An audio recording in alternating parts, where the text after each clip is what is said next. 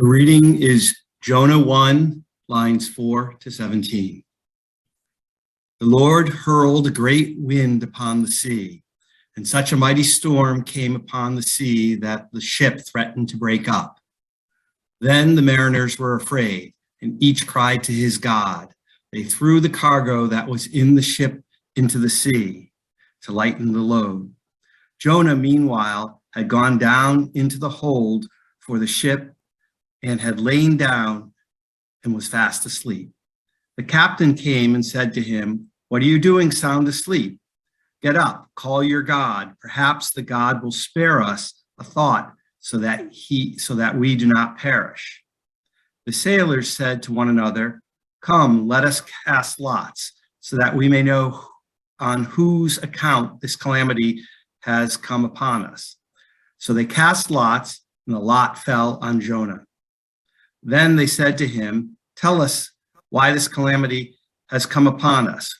What is your occupation? Where do you come from? What is your country? And of what people are you?"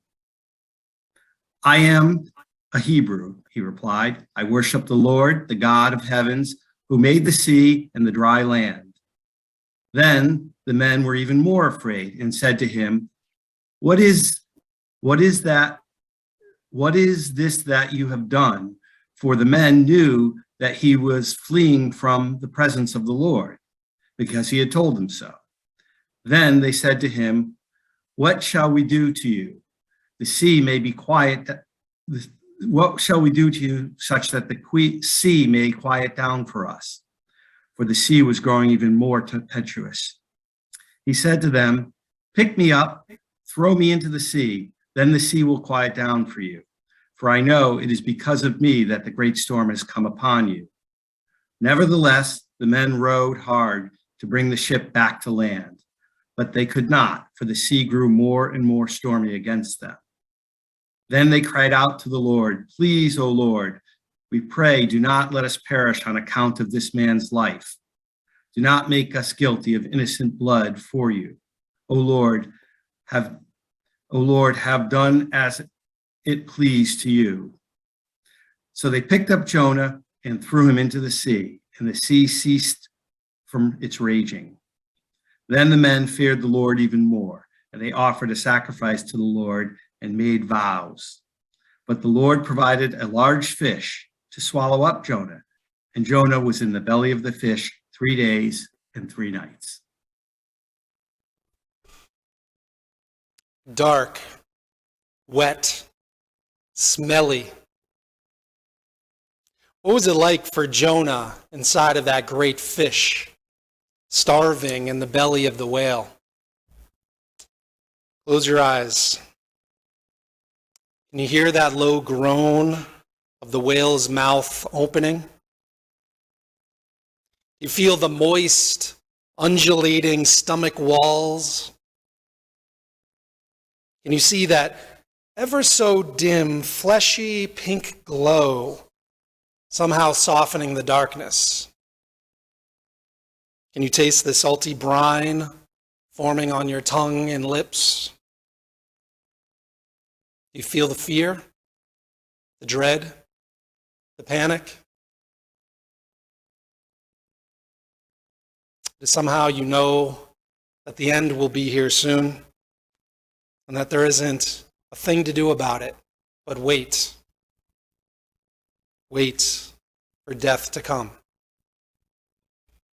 This is what poor Jonah faced as he sat in the belly of that beast.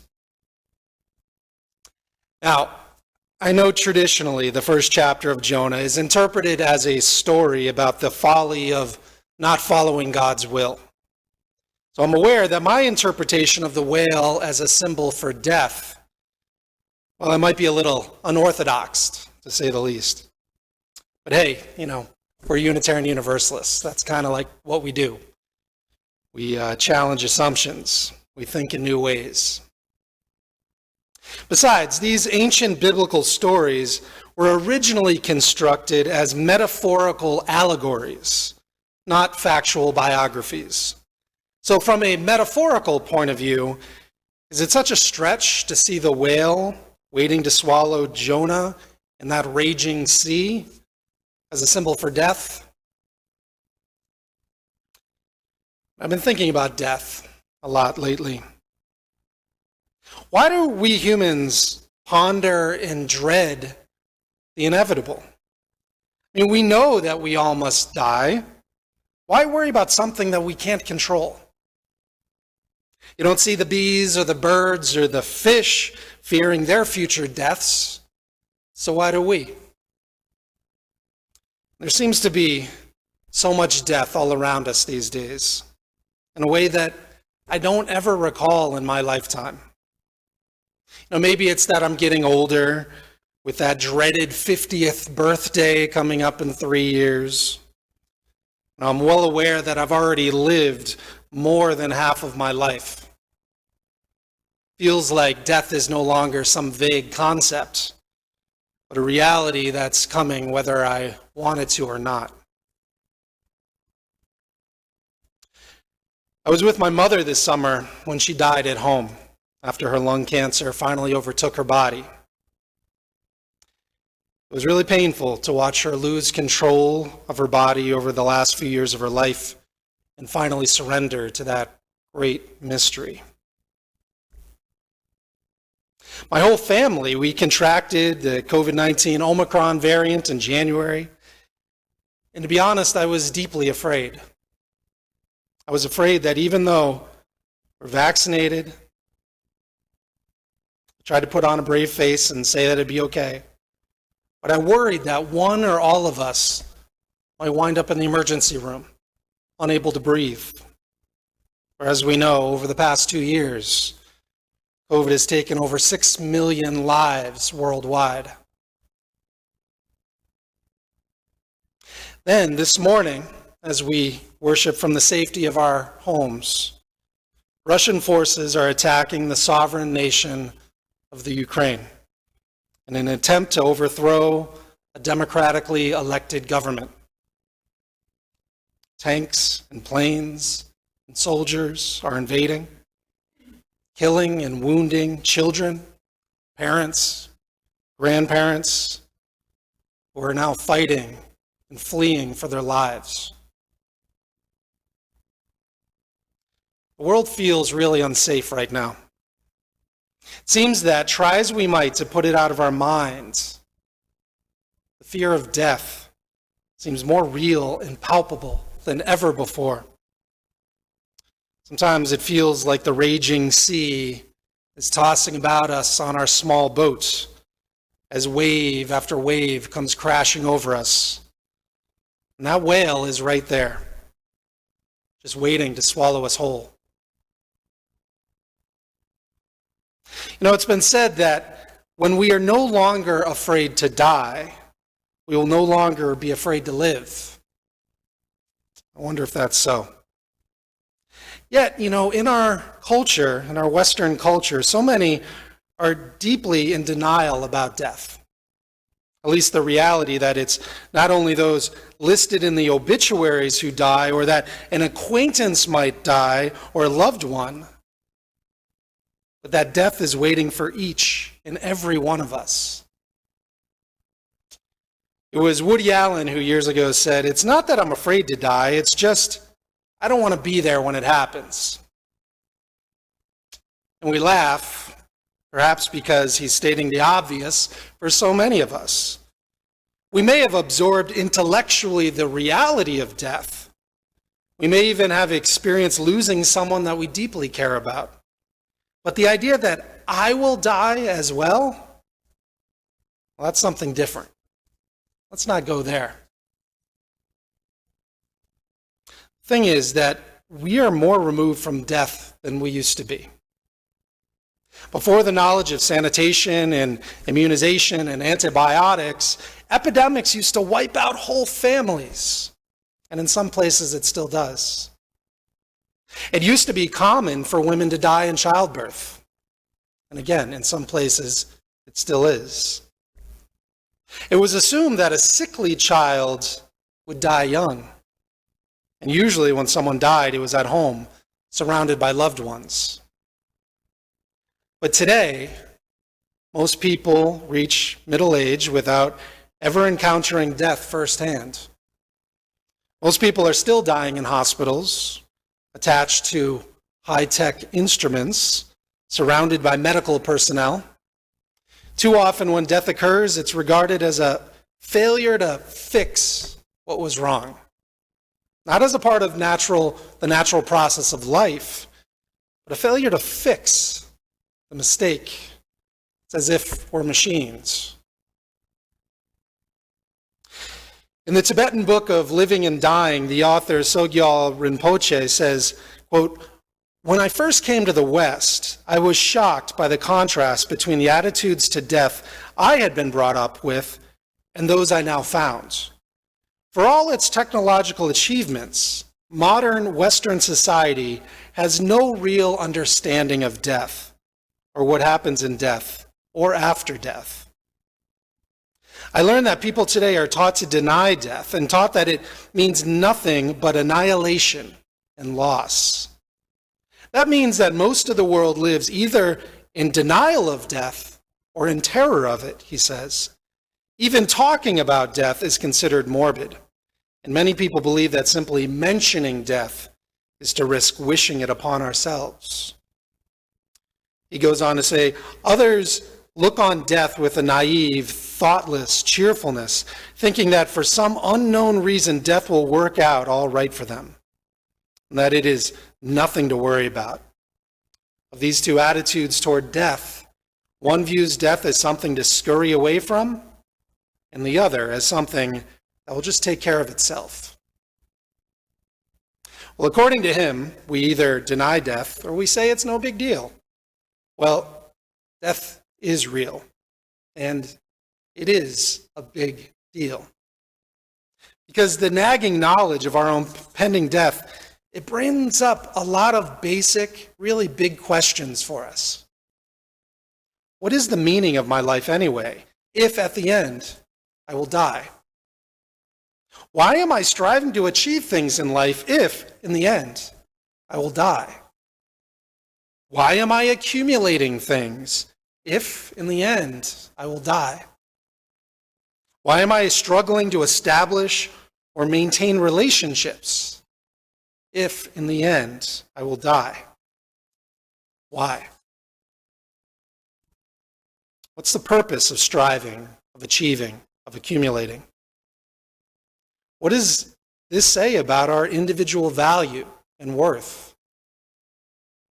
Are we no more than a leaf that falls into a stream of water and is then carried away? Is this all we are? Is this why we deny death? Is this why we're so scared of death?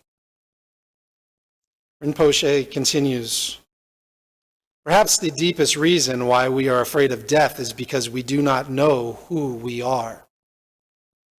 We believe in a personal, unique, and separate identity.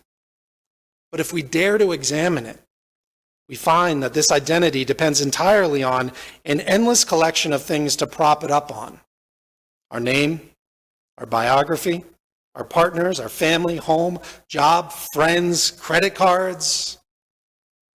It's on this fragile and transient support that we rely for our security. So when they're all taken away, will we have any idea of who we really are?" Continues, "Without our familiar props, we are faced with just ourselves. A person we do not know, an unnerving stranger with whom we have been living all the time, but we never really wanted to meet. Isn't that why we have tried to fill every moment of time with noise and activity, however boring or trivial, to ensure that we are never left in silence with this stranger on our own?" I wonder if this is true. I wonder that's why we keep ourselves busy with the trivial, so that these bigger questions about life won't have the opportunity to float to the surface. It can be disconcerting, at the very least, to start thinking about who we really are without all the trappings that fill our lives. when everything we think defines who we are is stripped away? What's left? Well, one of the great mystics pondering these questions was Rumi, who lived in the 13th century in what is now called Afghanistan. In one of his writings, he says, "All day I think about it, then at night I say it. Where did I come from? And what am I supposed to be doing? I have no idea. My soul is from elsewhere, I'm sure of that, and I intend to end up there. This drunkenness began in some other tavern. When I get back around to that place, I'll be completely sober. Meanwhile, I'm like a bird from another continent, sitting in an aviary. The day is coming when I fly off. But who is it now in my ear who hears my voice? Who says words with my mouth? Who looks out with my eyes? What is the soul? I cannot stop asking. If I could taste one sip of an answer, I could break out of this prison for drunks. I didn't come here of my own accord, and I can't leave that way. Whoever brought me here will have to take me home." Well, Rumi, one of the great mystics, someone who was able to glimpse that which is ultimate a bit more closely than the rest of us. And yet, he too ponders who he is and what he's supposed to be doing and confesses that he has no idea. It's interesting that the one thing he knows, however, is that he has a soul that has come from someplace else. And it is to that someplace else that his soul will be returning, where his soul will be at home once more. This is something that I believe in as well, that we do have souls, that we will continue on in some way when our physical bodies have ceased to function, when we die. But I know that there are many sitting at home right now who don't share this belief of mine, who believe that when you die, you're dead. That's it, the end. But regardless of our belief systems, it seems that paying attention to the big questions in life can lead to a deeper appreciation for not only how quickly it all goes and how precious it all is, that it's something that we don't want to waste with the trivial, with what in the long run has no meaning. Regardless of how mindful we become, the thought of death continues to scare us. And that's why the story from the book of Jonah is so relatable. Using the whale as a metaphor for death, and perhaps even God's embrace as we travel from this world to the next, Jonah could not be more terrified. He runs from the whale. He defies God. He hides. But Jonah learns that there is no hiding from God. When Jonah tries, quote, "The Lord hurled a great wind upon the sea, and such a mighty storm came upon the sea that the ship threatened to break up." Jonah falls into such panic and dread that he's willing to put the lives of these strangers at risk just so he can avoid the inevitable. Quote, "The sailors said to one another, 'Come, let us cast lots, so that we may know on whose account this calamity has come upon us.' So they cast lots, and the lot fell on Jonah." The fear on that boat is palpable. For Jonah is not the only one who fears God. They too know what's coming. So now it's everyone on that boat for themselves. Finally, in a moment of clarity, a moment of grace and wisdom, Jonah takes responsibility for what he can no longer run from. He said to them, "Pick me up and throw me into the sea, and the sea will quiet down for you. I know it's because of me that this great storm has come upon you."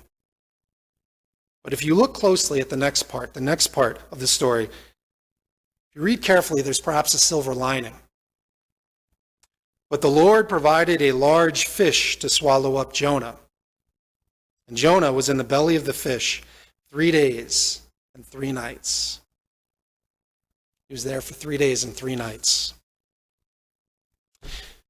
It appears in my reading that the author of this story is letting us know that this time in the whale, this time within God's embrace, within death, is only temporary.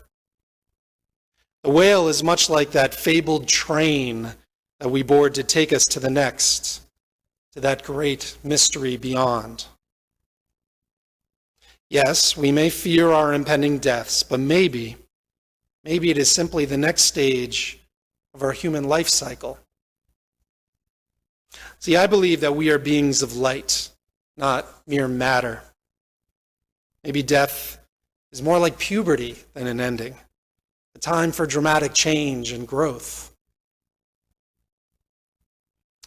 I wonder, does the larva worry about sprouting wings?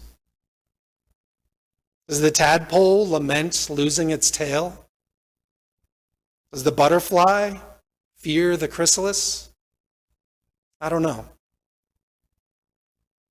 Did Jonah tremble before the whale? Was the Buddha anxious sitting under the Mahabodhi tree?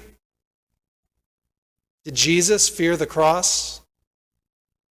To that I can emphatically say yes, yes, and yes. Why? Because they were all human, like us. Fear of the unknown is within us all. But as all of these wise leaders taught us, how you choose to live directly affects how you will die. For as we all know, sometimes that fear just won't go away. Sometimes, friends, you're just going to have to do it afraid. So when the end comes, as it will for all of us, after that car crash, after that bullet shot, lying in that hospital bed, when the pain is just too much to bear, stop. Close your eyes. Let go. Surrender to that thing which you hold most holy. Friends, in that moment, it's time to get in the whale. So may it be. Amen.